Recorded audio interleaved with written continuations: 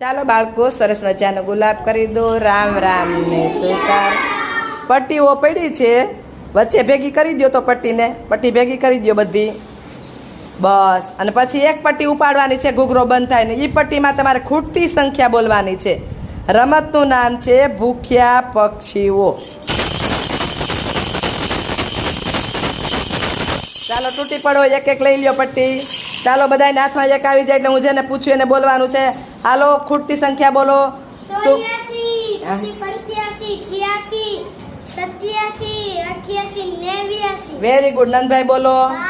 14, 16. 16. હાલો, 93 પછી બોલો. 94, 95, 96, 97, 98. Very good.